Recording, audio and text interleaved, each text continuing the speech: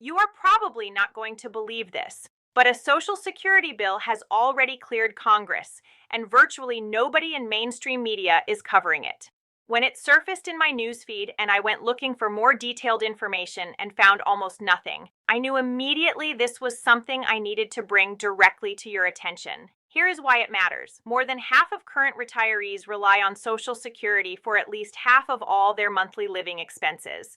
And the overwhelming majority of people who are still working are counting on Social Security to play a meaningful and important role in their retirement income. Any modification to that system, even one that appears minor on the surface, deserves serious, careful attention. So let us get into it. What the bill actually says. This is House Bill 5284. Here is the actual language pulled directly from the congressional record. It is a bill requiring the Social Security Administration to update the terminology used in its rules, regulations, guidance documents, and related materials.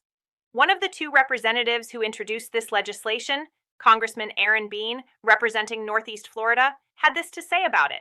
He noted that many Americans claim Social Security early, frequently at 62, accepting a permanently reduced monthly benefit and, on average, thousands of dollars less in total lifetime benefits as a result. That is an important point, and we are going to come back to it. But first, let us walk through the specific terminology changes this congressman and his co-sponsor are actually proposing, because whether the language itself genuinely matters is a question worth thinking through very carefully. The three terminology changes. Change. 1. What is currently called the early eligibility age would be renamed the minimum benefit age. That phrasing is clearly intentional. It immediately signals to anyone reading it that claiming at this point produces a lower payment, not the full one. According to the bill language, this refers to age 62, the earliest point at which someone can begin drawing retirement benefits. Claiming at that age results in a permanent 30% reduction compared to the standard benefit amount. That is factually accurate. Whether renaming it actually changes the behavior of millions of Americans making this decision is a separate question entirely. Change 2. Full retirement age, what financial advisors and Social Security professionals typically abbreviate as FRA, would be renamed standard benefit age. This milestone typically falls between 66 and 67, depending on your birth year. It represents the age at which you receive your full, unreduced monthly benefit with no penalty for claiming. Change. 3. Delayed retirement age would be renamed maximum benefit age. At 70, you receive the largest possible monthly Social Security payment. Benefits grow at roughly 8% per year for each year you delay claiming past your standard benefit age, ultimately reaching a maximum of 124% of your full retirement age benefit at age 70. Something that genuinely concerns me about this bill. Before we look at the actual numbers, I want to share something that has been sitting with me since I first encountered this legislation. Terminology shifts and word choices are rarely neutral, especially when they originate from legislators with their own policy agendas. My concern is that this renaming exercise may be quietly laying the groundwork for future changes to the actual ages at which people receive their full benefits, what we currently call the full retirement age. If you change the vocabulary first and get the public comfortable with new terminology, the subsequent conversation about changing the underlying ages themselves becomes considerably easier to frame and considerably easier to sell politically. Keep that thought in the back of your mind as we continue. The full picture of what Social Security pays at each claiming age. Here are the complete numbers laid out clearly. At 62, you receive 70% of your full retirement age benefit. At 63, that rises to 75%. At 64, it reaches 80%. At 67, which is the full retirement age for most people currently working, you receive 100%. And at 70, it maxes out at 124%. According to the Social Security Administration, the average monthly benefit as of January 2025 was just under $2,000. The maximum benefit for someone who retired at full retirement age in 2025 was just over $4,000. The critical flaw in most retirement calculators.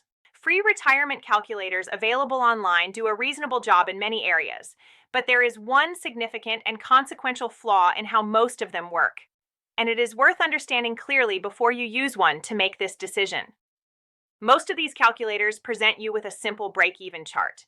The red line represents taking benefits early at 62. The second line represents waiting until full retirement age. Those two lines typically cross somewhere between age 76 and 78.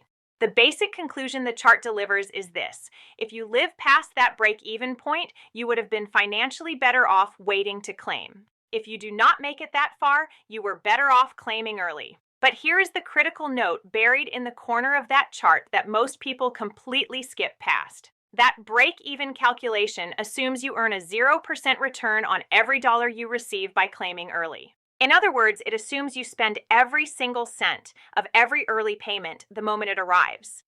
The model treats those dollars as if investing them is not even a possibility. What happens if instead you set a meaningful portion of those early payments aside and earn a modest 2% return on that money?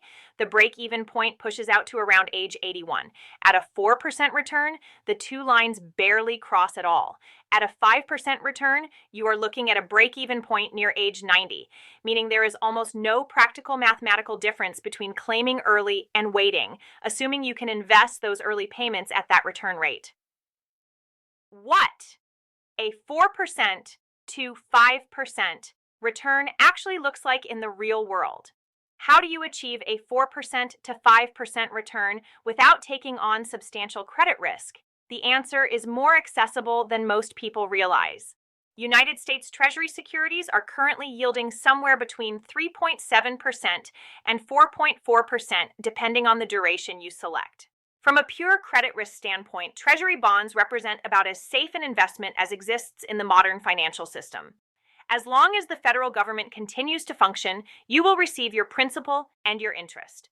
There are other risks worth understanding, duration risk being the primary one, meaning that if you lock in a rate and interest rates subsequently rise, the market value of your existing bonds declines. But from a credit quality standpoint, these instruments are among the most reliable available to individual investors. This reframes the entire Social Security timing conversation in a fundamentally important way.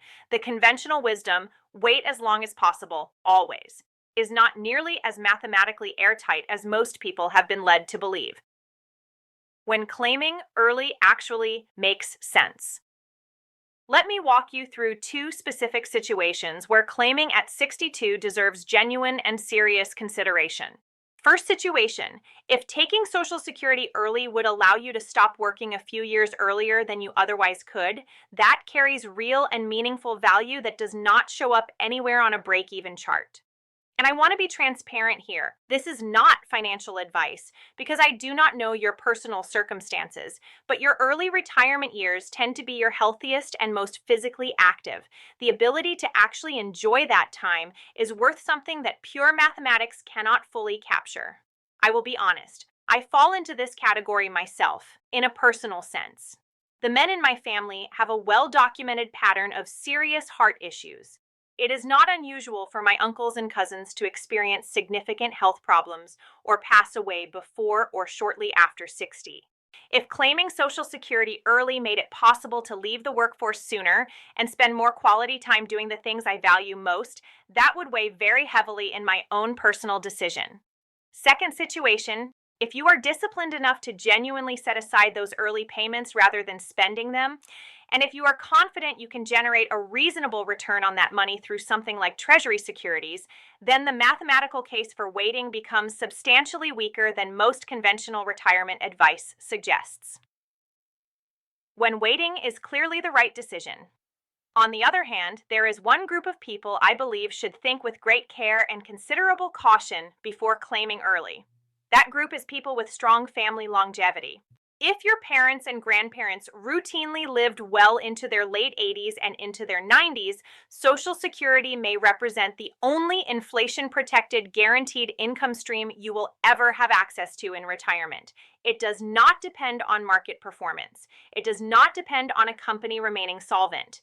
It adjusts for inflation every year through the cost of living adjustment, and it keeps paying as long as you are alive, regardless of what the stock market does or what happens in the broader economy. For people who are likely to live a very long time, maximizing that monthly payment by waiting as long as possible functions almost like a form of longevity insurance. It is protection against one of the most serious financial risks in retirement, the risk of outliving all of your other assets. When your investment portfolio is exhausted and your savings are gone, Social Security is still there. For that group, the decision to claim early is one that deserves extreme caution. Why the terminology in this bill actually matters and why it is not a trivial concern. Let us return to why the language in House Bill 5284 deserves ongoing attention, because I do not believe this is a minor housekeeping exercise, regardless of how it is being presented. The full retirement age was set at 65 for decades. It was then gradually raised to 67 through legislation. The argument used at the time, and the argument that will almost certainly be deployed again at some point in the future, is that Americans are living longer, and therefore the retirement system needs to adjust accordingly to remain sustainable. If the groundwork is being laid right now to shift our collective language from full retirement age to standard benefit age, future legislation proposing to move that age from 67 to 68, 69, or even 70 becomes considerably easier to frame and politically palatable to sell to the public. You are not changing the full retirement age. You are simply updating the standard benefit age to reflect modern realities. Same policy outcome, much smoother and more acceptable presentation. What the data actually shows about American health and life expectancy. Here are the numbers that deserve honest discussion. At age 65, approximately 75% of men will live past 76. Women have roughly a 75% probability of reaching 79. For a married couple, there is a 75% chance that at least one partner survives to age 85. These are meaningful statistics that inform the claiming decision. But here is the figure that deserves far more attention and public discussion than it currently receives.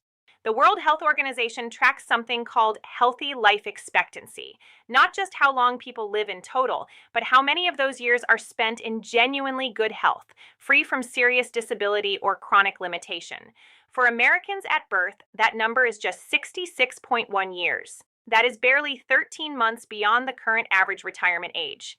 And countries like Japan, Singapore, South Korea, Switzerland, Spain, France, and Israel all significantly outperform the United States on this critically important measure. The retirement trend data makes this picture even more concerning.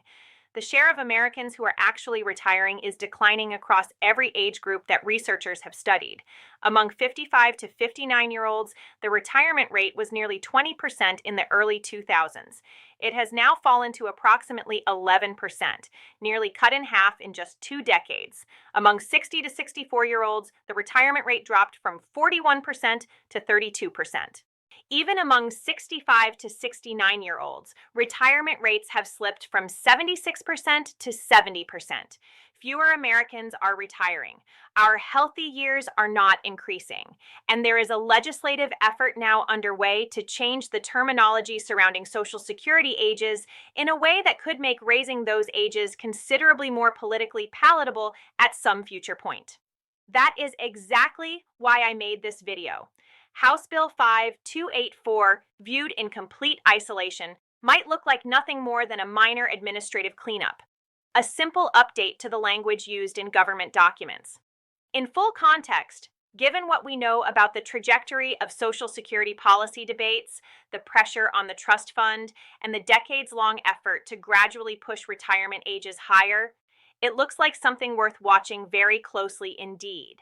The bill on its own is not the story. The direction it is pointing is. I will link to a related video on why waiting until 65 to retire could actually be a costly mistake, and I will see you there.